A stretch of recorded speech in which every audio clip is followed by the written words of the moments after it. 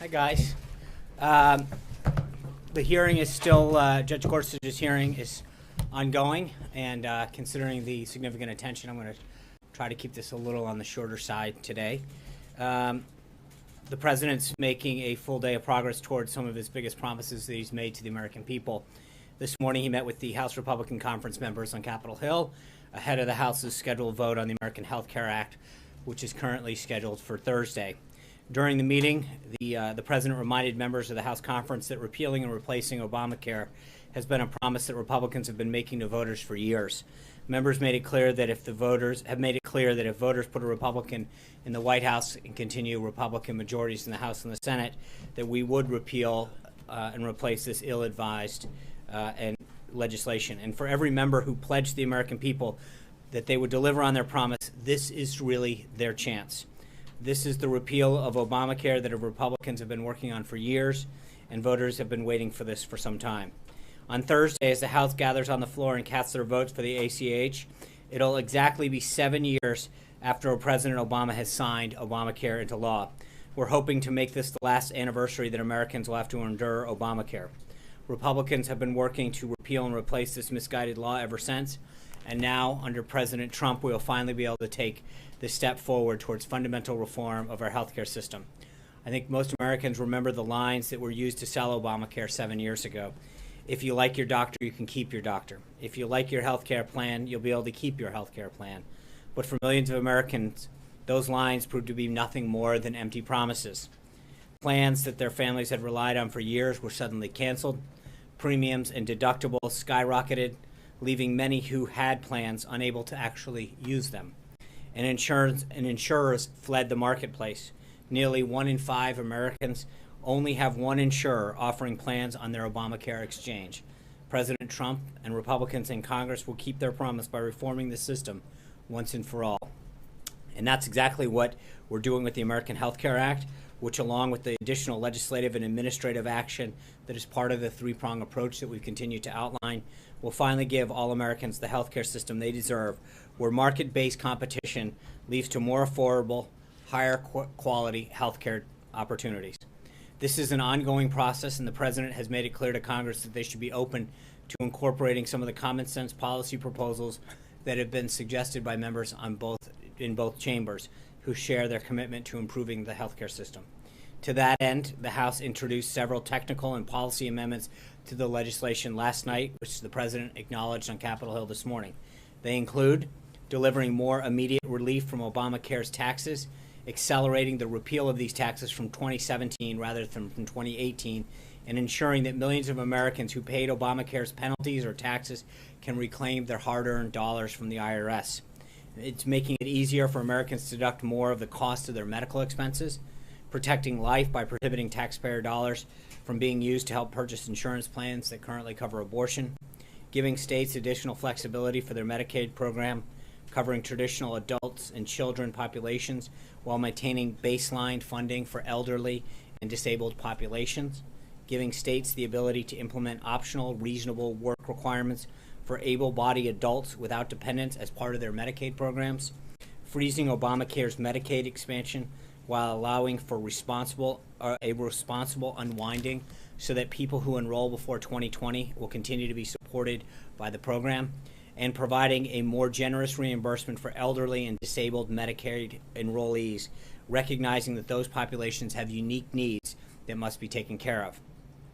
After a return to the White House from the House, speaking to the House Republican Conference, the president received his daily intelligence briefing. Then the president signed S-442, the NASA Administration Transition Authorization Act of 2017, acting on another of the president's most ambitious promises to the American people. Many may recall in his joint address, the president said, quote, "American footprints on distant worlds are not too big of a dream," end quote. And with this bill, he is taking the latest step towards making that dream a reality by reiterating NASA's mission to ensure America remains a leader in space exploration. This bipartisan, bicameral legislation provides NASA with the full support it needs to fulfill this and many other important missions, including supporting NASA's plan to explore deep space and sending astronauts to Mars, including an endorsement of launching the Mars 2020 rover.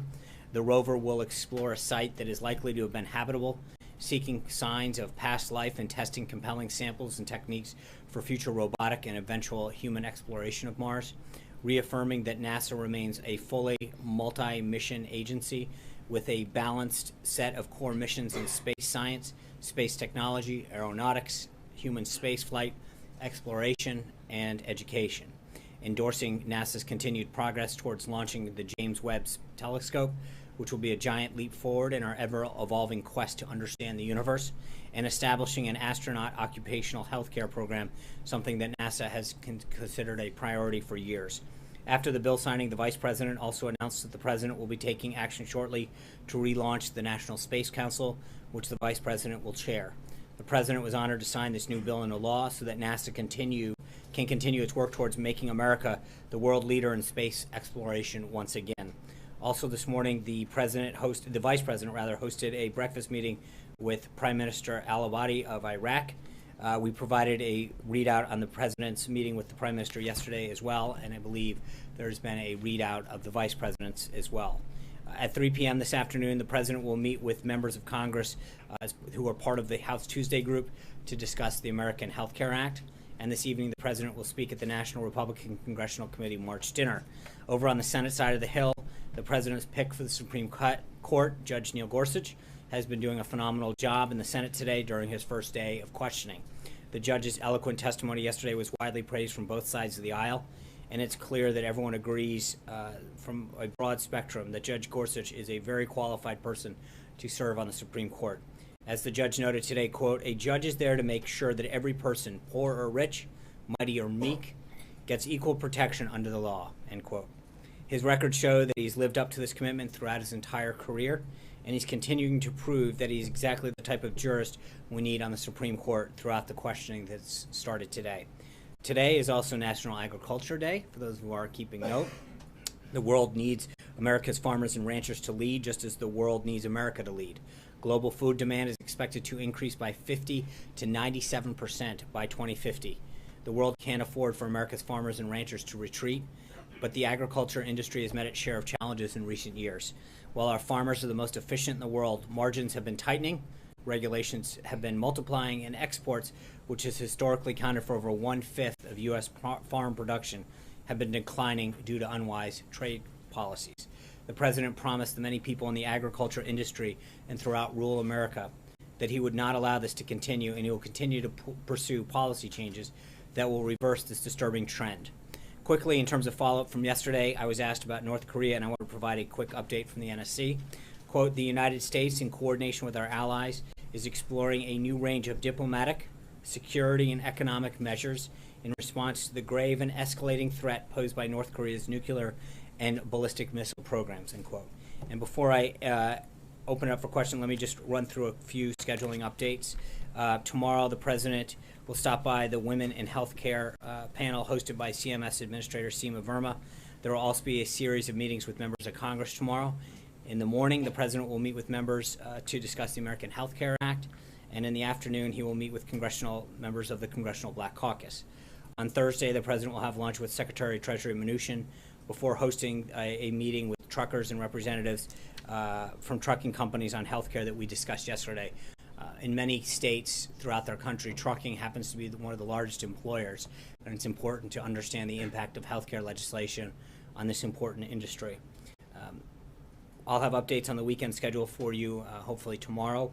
And finally, yesterday, pursuant to the President's executive order on interior enforcement that he signed on January 25th, the U.S. Immigration and Customs Enforcement Agency, ICE, released its first weekly list of detainer requests, which local law enforcement agencies have failed to comply with. These examples were criminal illegals who have been arrested or convicted in many cases of serious and violent crimes threaten public safety. In each instance, local law enforcement is refusing to cooperate with ICE in its efforts to remove illegal immigrants who have committed a crime. It is part of the President's continued efforts to keep our community safe. A copy of this report is available on the ICE website that details all of the municipalities where there has been an issue and the crime that has been committed and the person and not necessarily the person's name, but the offense in which they were convicted for. And with that, I'd be glad to take your questions. Since we're talking Supreme Court, John Roberts. was good. Not bad. No, it wasn't. Unless there's an Alito in the audience. On healthcare, the president came away from Capitol Hill sounding pretty positive Yeah. about where he was going to go on Thursday, but then at the same time, Heritage Action came out and said it was going to encourage members to vote no. Club for Growth is taking out ads attacking this bill. Jim Jordan has said president's great, but it's still a bad bill. This is going to go to a vote day after tomorrow. What gives the president the sense of optimism that he can get this through, and might he request more changes from Speaker Ryan before it goes to a vote? Well, I think we've talked about this for days. There's been a lot of input from members of Congress, and I think that the meeting this morning really was a huge sign of support. There was a lot of enthusiasm and optimism, not just for the bill itself, but for something that, as I noted, conservatives and Republicans and a lot of Democrats, frankly, have been fighting for a while, which is a more patient-centric healthcare system. I think the president's continued to engage with members. He will continue to do that all the way through Thursday. But as I also noted, there were a lot of changes that were made by the speaker last night. Additional legislation, the three-prong approach that we've talked about in the past, has been put forward to actually make sure that members understood the comprehensive nature of this. This is one vehicle. There's a huge administrative piece that Secretary Price will administer through administrative action that was given to him when they passed this bill and gave that authority to Kathleen Sebelius, then the Secretary of Health and Human Services, to implement pieces that they couldn't get done legislatively. We can now unwind a lot of that and add a lot of consumer-based and competition measures through the administrative thing. But then the third prong, all of the other stuff that we've talked about for years as Republicans, buying across state lines, expanding health savings accounts, et cetera, all of that has now been introduced as well. And I think that he continues to meet with members and walk away with a very, very optimistic view of where the bill is headed. I think a lot of the measures that have been changed and tweaked and updated have assuaged members who had concerns or wanted to see some additional tightening. But keep in mind, if you are a conservative who has been fighting for repeal and replace, this is your chance. If you are a conservative who has been looking to address out of control entitlement spending, this is the first attempt. This is the first reform of an entitlement program in terms of Medicaid in 30 years. These are a truly conservative set of principles that we are fighting for.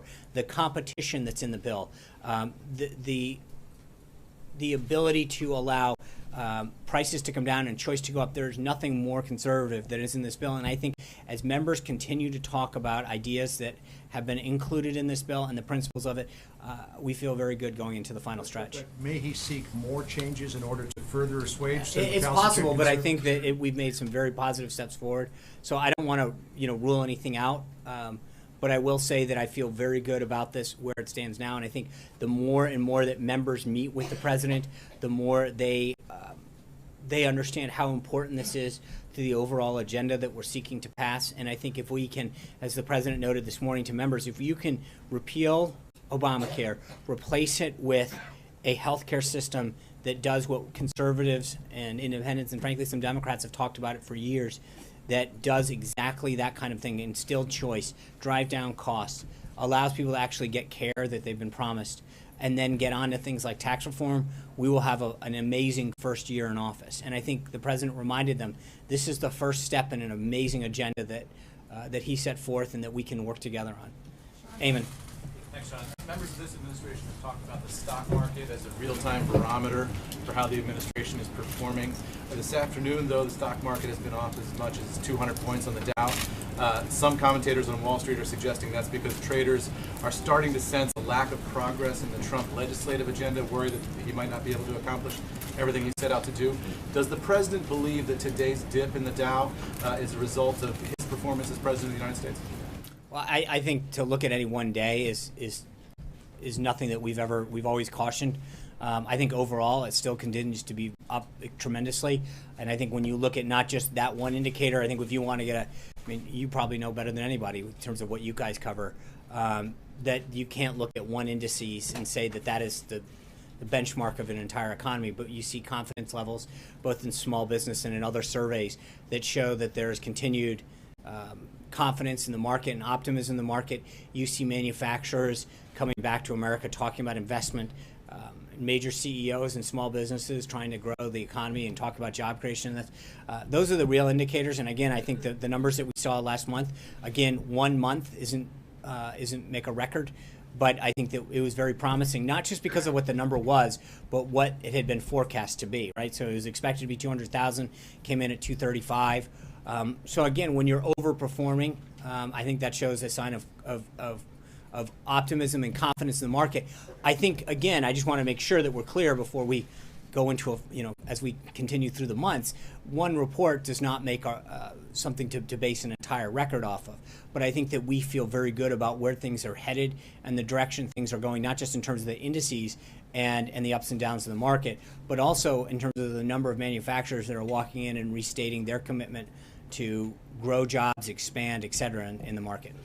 You'll have that confidence that President Trump will be able to get a tax cut done this year that would be in place for next year? Is that something that I think worry about at all? we're well on our way to seeing this agenda done. The President's rolled out the budget, which I think reaffirmed his commitment to fiscal austerity and to the priorities he set out of defending this country, making the increases in national defense and homeland security that he promised, prioritizing other things in the budget. We've got Obamacare done on immigration, executive order wise, and I think that when you're doing big things, Obamacare, tax reform, I mean, the healthcare system's a fifth of the economy.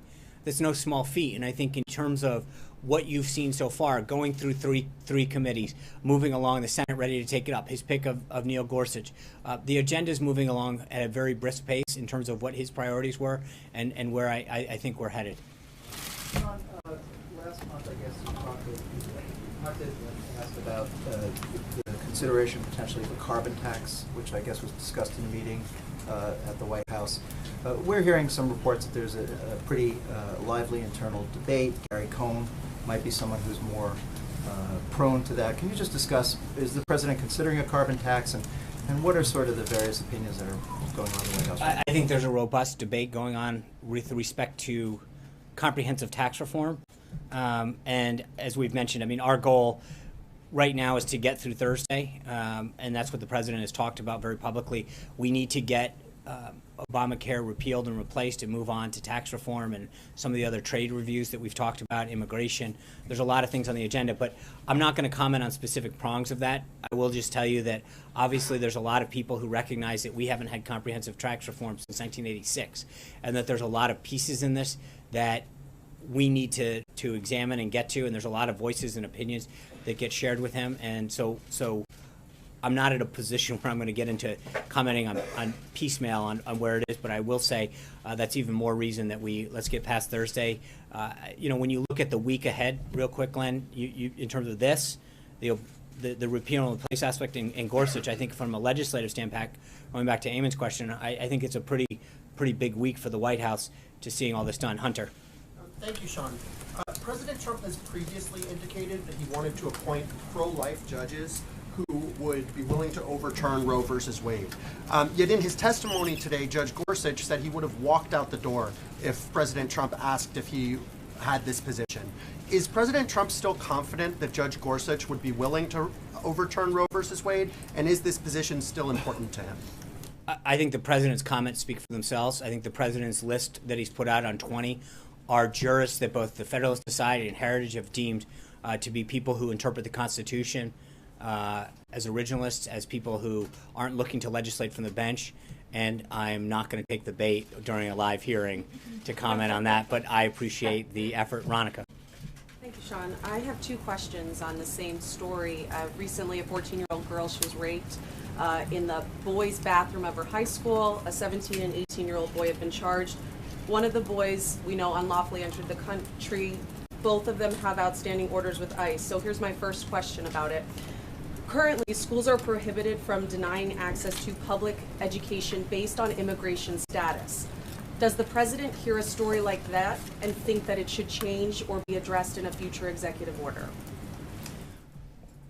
I think, first, let me just say that this is a tragic event, and it's horrendous and horrible and disgusting what this young woman in Rockville went through. I can't possibly imagine So first of all, let's remember the human side of this, that this is a tragic event that no child, no person, no parent should ever have to deal with. School should be a place where a parent puts their child on a bus or drops them off or sees them off and knows that they're safe. And the idea that this occurred is shocking, disturbing, horrific, and whatever other words that come to mind that someone can think of, because this is not, schools should be a safe place where children are there to learn and to feel safe in that kind of environment. And to know that this happened in the circumstances, this young woman in particular fought to come to this country legally because of the freedoms and the treasures of this nation. And to think that this kind of tragedy would occur to someone who's personally endured that kind of struggle to come to this nation and then face this is reprehensible. And it is not who we are as a country. I think it is troubling, and I think further to your question, the president recognizes that education is a state-run and a local-run issue, but I think it is cause for concern what happened there. And I think the city should look at its policies, and I think that this is something that authorities are going to have to look at. I think from an immigration standpoint, clearly to see somebody, there's so many facets of this case that deserve question. Why was there, I think he was 17 or 18 years old. 18, thank you. And how does that person get put into the 9th grade? There are so many issues that come up in this case. I will leave it to authorities to get through, but I think that we are in the early stages of this, and there's a lot that needs to get addressed with respect to this case in particular. So I hear you about it being a state issue. Let's talk about something, though, that the president has implemented and introduced, VOICE. Is VOICE, Victims of Immigration Crime Enforcement, is that enough to support a No. It's one piece. The president understands that victims need a voice, which is why he brought it in there to help them when they're specifically targeted or victims of a crime by people who are here illegally. But I think part of the reason that the president has made illegal immigration and crackdown such a big deal is because of tragedies like this. We act so many times when we talk about this and say, well, is the president going to, how is the president, why is the president dealing with this and because of this priority? Well, part of the reason is because of the tragedy that this young girl dealt with, had inflicted upon her, whatever the word is. But this is why he's passionate about this, because people are victims of these crimes in terms of them. They're victims of the economic piece of this. There's a national security impact, but immigration pays its toll on our people if it's not done legally. And this is another example, and it's why the president's so passionate about this. But he recognizes that it's multifaceted, why we have to be tough at the border, why I just read off that this executive order is dealing with people who have committed crimes, who local enforcement agencies or municipalities or at the state level are not dealing with it. And if you go to the ICE website and download this, you'll see it's over 30-something pages of cases where there's a person that is convicted of a crime that local municipal law enforcement, for whatever reason, and in some cases they're prohibited, but for one reason or another are not enforcing the law and not turning that individual over to federal authorities to be deported. And I think this is another example of why this issue needs to be addressed. John. Sean, is the president going to hold Republicans who vote against health care accountable? Are they going to pay a price if they vote against this bill? I think they'll probably pay a price at home, meaning I think that you can't go promise over and over again since 2010 in the case that the member's been there that long, but at least for those who have been there that long, and at least and even the new ones, this was a major component of the last election. And I think there was probably not a single Republican member in itself who went out and talked about this. And I think when you realize the component to this bill and that the president worked with the House and the Senate to put something together that achieved a promise that was made to voters, yeah, I think there's going to be a price to be paid, but it's going to be with their own voters. And they're going to have to go back and explain to them why they made a commitment to them and then didn't follow through. And one of the things that's interesting that people who agree or don't agree with the president in terms of his legislative agenda at least give him high marks, regardless of whether or not they subscribe to his agenda, for keeping his word and his promises. And I think that's one of the things that he's made very clear this morning. We pledged to the American people at the congressional level, at the Senate level, at the federal, at the presidential level to go do something.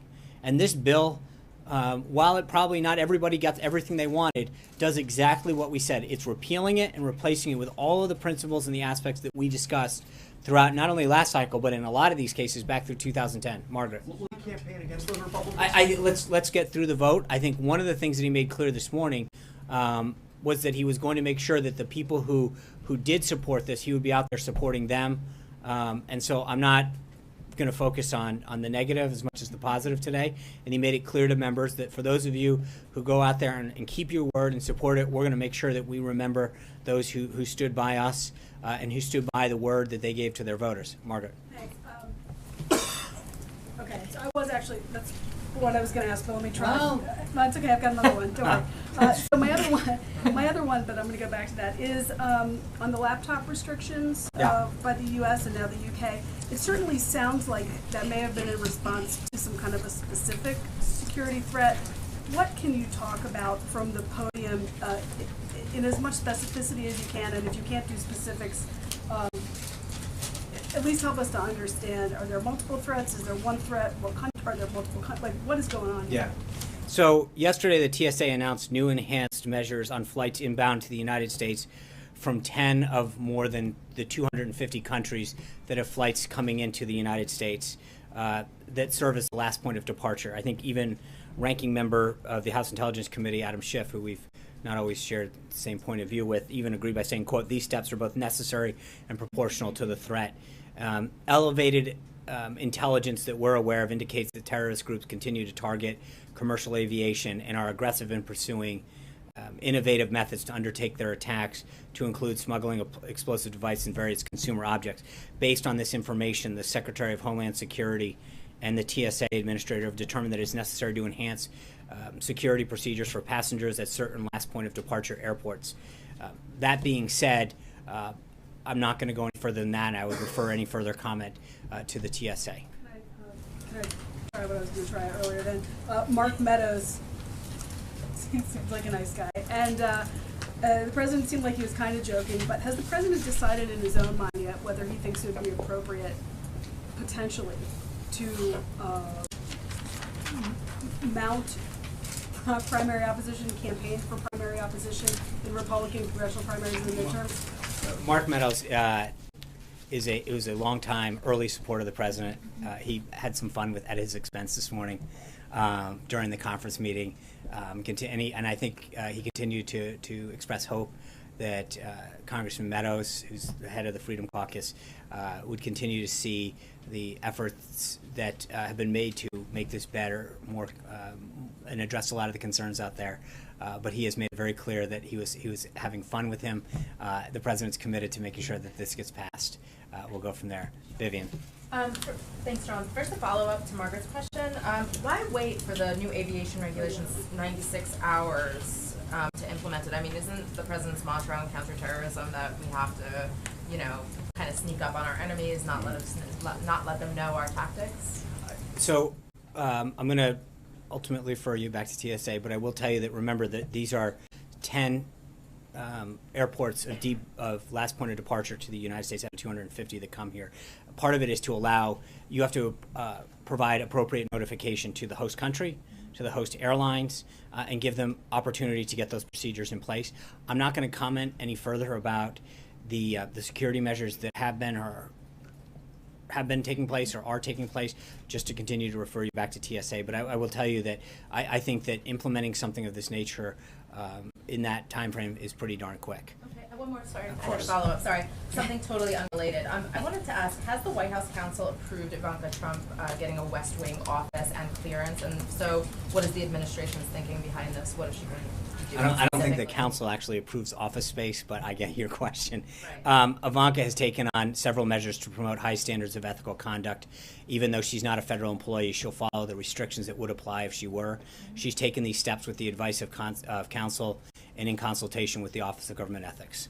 Hallie. Sean, two quick ones for you. One on healthcare to follow up on the follow-ups.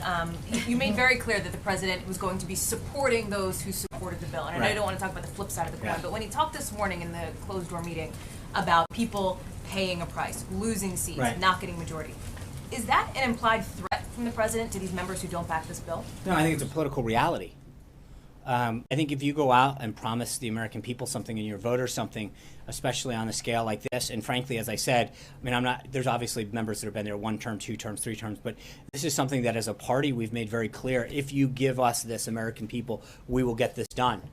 And I think that to go and make a promise of and a pledge of this magnitude and not to follow it through, I'm sure that voters would be upset, and we've seen this in the past. I think, and it's something that I think the president, as I mentioned earlier, has staked, has earned high marks for, is keeping his word. And I think the president was stating a political reality. If we go out there and make these pledges to the American people and don't do what we said we've done on these big things, then I don't think they're going to continue to want to see us in the majority, and they're going to look for an alternative. And so the second, well, just to follow, Yeah. will he remember the names of those who don't back the ghost?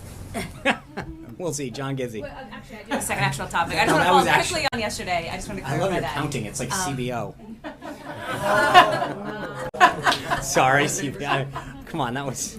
Do you want to elaborate on that? No, I don't. Go ahead. I do want to ask about the Russia testimony from yesterday. I know you obviously addressed it from the podium Yeah. 24 hours ago, but there was sort of this interesting moment that happened a little bit after the briefing where Director Comey was asked about sort of live tweets coming from the president and his account at the same time that the hearing was happening. And Director Comey was fact-checking the president in real time, essentially saying he was incorrect in what he was tweeting.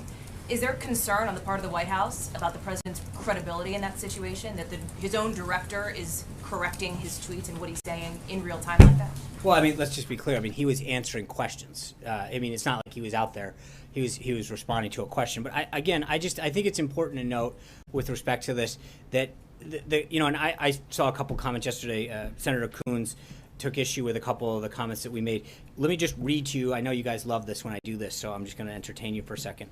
Senator Chris Coons, this is his quote, direct quote. Quote, I have no hard evidence of collusion, end quote. Director Clapper, quote, not to my knowledge, end quote. Senator Tom Cotton, quote, not that I've seen and not that I'm aware of. This is in reference to any type of collusion with Russia that occurred.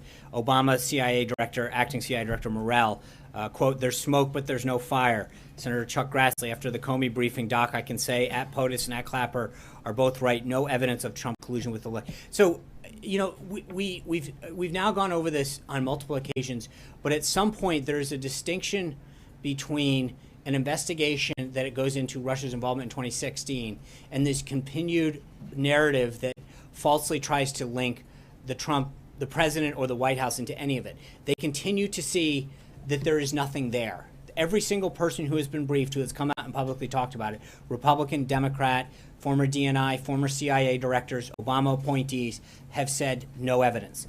And so I get that we keep getting asked. I mean, my point is that was one of the tweets, though, that he addressed. Is it said, former DNI continues to know, and that was actually true. These are their quotes. This is what they've said. So it's not a question. I think sometimes you come back to us. At some point, the question has to be to the individuals who've said this, to whether it's Chris Coons from Delaware or former Director Clapper or former CIA Acting Director Morell. They're the ones who've said these things on the record. They're the ones who've been briefed by the intelligence community, by the FBI, and come out and said there is no collusion. And so at some point to fact check the president for merely quoting them is not, the question should be directed at them, not us. But over and over again, it's come to the same conclusion. So, Caitlin. All right, John. Then Caitlin. That was very nice of you. It's National Ag Day afterwards. Thank you, Sean. Thank you, Caitlin. I have two questions. First, the author David Horowitz, in his book, The Big Agenda, writes of what he calls, quote, a deep state, end of quote, in which he said these are Obama holdovers in government who are trying to undercut the president's agenda. This has been widely repeated on social media. Does the president himself believe in this deep state? Well, I've been asked this question before, and I'll give you the same answer I've given before, which is I think there are people that burrow into the government after an administration. This is going back since the beginning of time. They used to call it ram-specking. It's suddenly no longer permitted, but in terms of that same way. But this has been going on since the country came to be, where people burrow in after an administration into a civil servant job. but sure, that there's people after 8 years of Obama that found their way into government, so it should be no huge secret. Okay? Yes. Okay. My other question on, Ram specking? oh, yeah. Oh, Google it. I remember I remember when, Have you ever seen my spelling? Come on. Ram specking. It was named after a form. I mean, we're going to go through a history lesson here, guys. Thank you.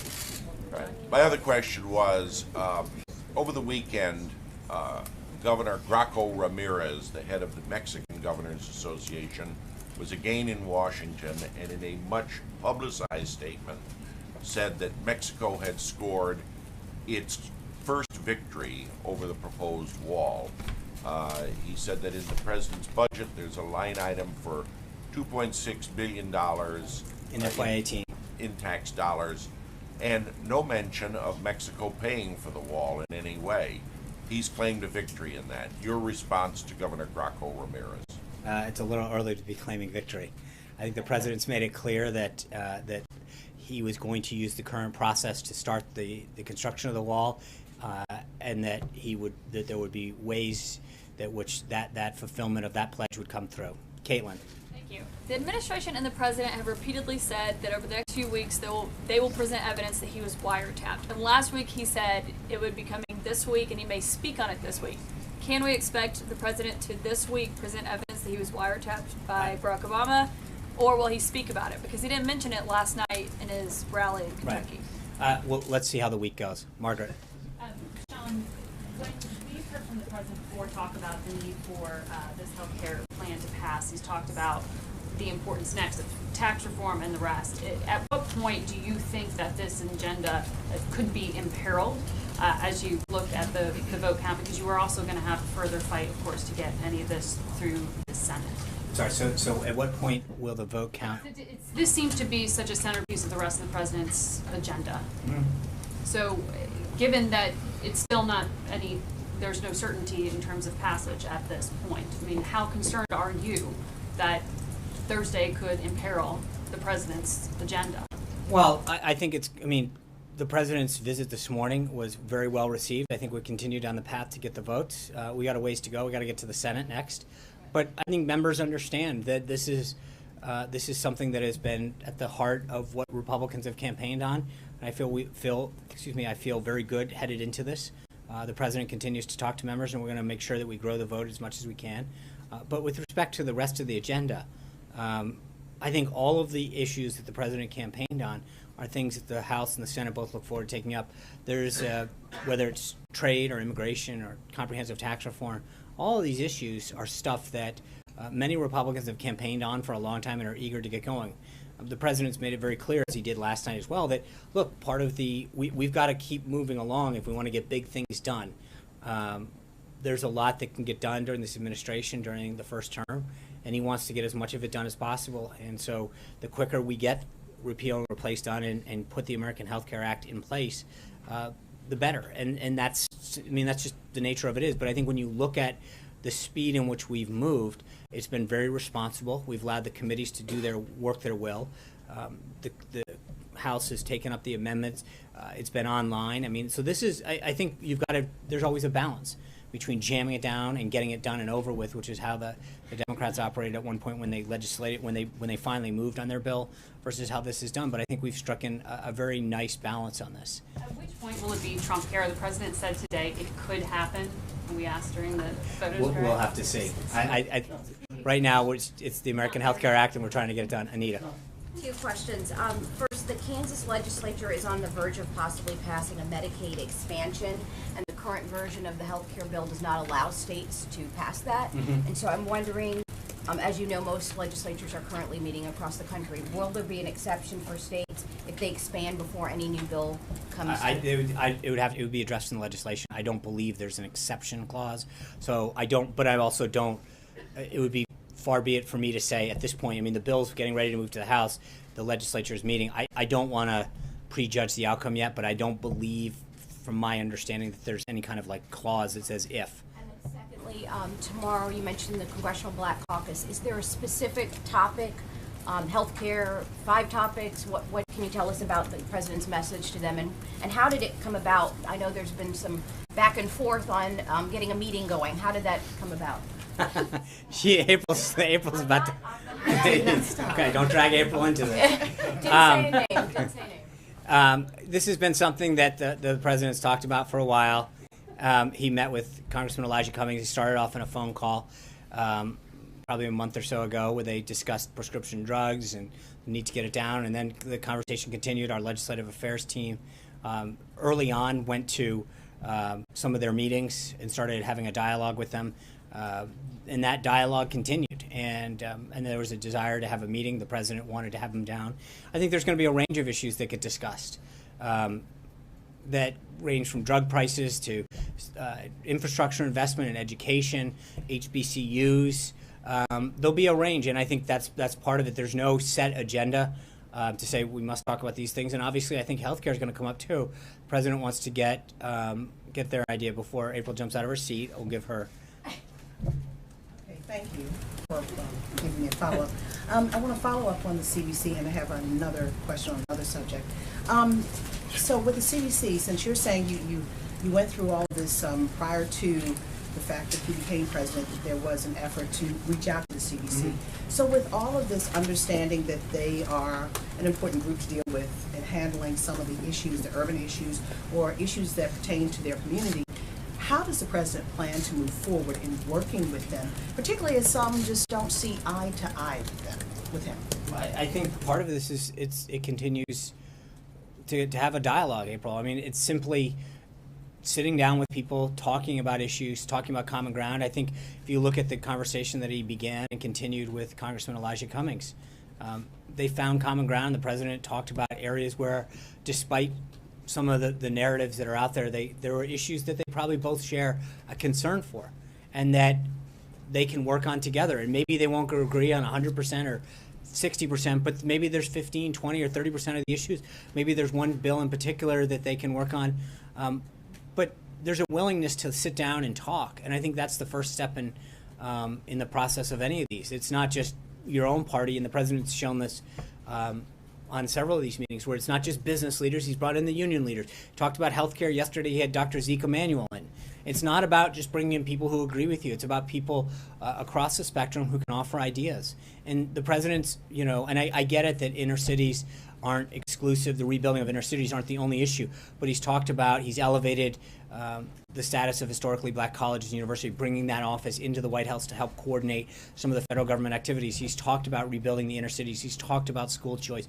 A lot of issues that law and order and healthcare. And there's issues that impact urban areas, minority communities, whether they live in rural areas or urban areas. But I think that dialogue needs to continue because it can only help, and I think that's what we look forward to tomorrow. And the second subject, as you're talking about bringing in groups, you're also bringing in the truckers, and there is a concern in the trucking industry about something called e-logs. It's going to happen at the end of the year where truckers, be it truckers with commercial trucks or mom and pop businesses, all of them are going to have computers to log in to monitor the time you drive, the stop and speed, etc. And many people are saying that it cuts into their income. Where does the president stand on that? And I know he's meeting about health care. I think let's see if that comes up in the meeting, and then I'll have a readout. But I know, I understand that's more of a DOT issue, so I would refer you to the Department of Transportation. They're very concerned about it. Would he at least? I understand that, and I hope that comes up. Jeff Mason. Sean, a follow-up on the DHS airline issue. If there's a danger to Americans or to flyers generally with having laptops or things that are bigger than a cell phone in planes from those 10 countries, why would that not also be a danger from other countries? As you can imagine, I can't talk about the intelligence that we have.